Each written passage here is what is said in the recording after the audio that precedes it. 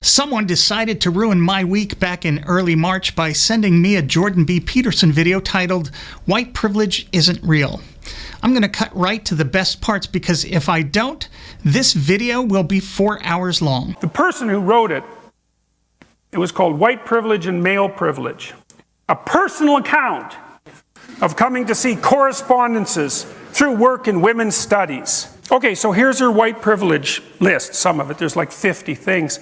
I can, if I wish, arrange to be in the company of people of my race most of the time. If I should need to move, I can be pretty sure of renting or purchasing housing in an area which I can afford and in which I would want to live. That's actually a wealth thing, by the way. Yeah, it is. Good point, Jordan. Hey, guess who has ridiculously less wealth in America, and guess who has ridiculously more? That would be black people who have ridiculously less and white people who have ridiculously more. I know, I'm shocked too. I wonder why that is. Maybe black people are just lazy. Maybe they're spending all their money on drugs and alcohol. Maybe they don't want wealth like the white people do. A lot of people are saying that black people really like the hood. It's probably very exciting with all that poverty and everything. Or maybe it's 4 centuries of systemic oppression in which black people were forced to labor for 2.5 centuries without ever seeing a dime, only then to be forced out into the world which hated them viciously and solely because of the color of their skin, which kept them from wealth, employment, education, health, the vote, housing and business loans, even professional sports at which who knows they might have actually excelled. I hear there's some pretty good money to be found in sport. For fuck's sake, Jordan, Nat King Cole, my personal music hero, who was coming into American homes weekly by way of television, had to go through hell just to get into his home in Hancock Park here in LA. And that's after the Supreme Court had struck down restrictive covenants in Shelley versus Kramer. You think it was just about his wealth, Jordan? 'Cause he had plenty of that. Did his wealth keep him from that racist bullshit? Nope. They threatened Nat's realtor professionally and personally. They told Nat to his face that they didn't want any undesirables moving into the neighborhood. He, being the utter class act he was, agreed, telling them that he'd be the first to complain. They literally tried to keep Nat and his family out with a legal filing saying they were forbidden to move in because they were not Christian Caucasians.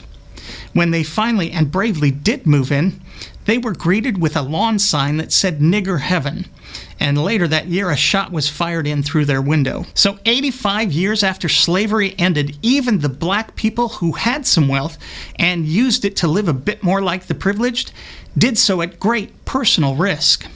Even if you had Jordan's wealth privilege, you were still screwed if your skin was the wrong color.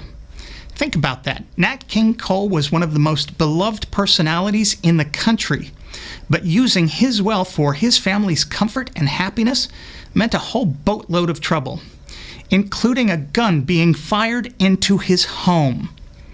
But that probably happened to white people too, I'm sure of it. So do go on, Jordan. I can be pretty sure that my neighbors in such a location will be neutral or pleasant to me. I can go shopping alone most of the time, pretty well assured that I will not be followed or harassed. I can turn on my television or open to the front page of the paper and see people of my race widely represented. When I'm told about our national heritage or about civilization, I am shown that people of my color made it what it is. Well, there's 50 of those, I think, something like that. Okay. Is that white privilege or is that like majority privilege? Well, first of all, if that majority is white, and that majority has been passing actual laws to keep black people from having the same privileges as white people, right down to where you can sit on a bus and what drinking fountain you can drink from, then it would be both majority and white privilege, wouldn't it? It's not like this white majority was some benign force in the lives of black people, welcoming them into their neighborhoods and communities and preaching live and let live, is it, Jordan? Also, if it were solely about the numbers, then you'd have had black people represented in various areas of life in proportion to those numbers, wouldn't you? You'd have seen the covers of beauty magazines, for instance, featuring black women on their covers in proportion to the population, right? Vogue was founded in 1892, but they didn't put a black woman on the cover until 1974? Indeed, black wealth, health, employment, education, home ownership, etc. would all be at numbers in proportion to their percentage of the population were it just about the population numbers, right? But I don't think that's the case. Why do you, Jordan, think black people would be so opposed to education, wealth, employment, home ownership, that kind of thing? Maybe they're just so ignorant they don't even know those are good things. We'll look at the rest of Jordan's stupidity in part 2. Until then, I'm me. Thanks for watching.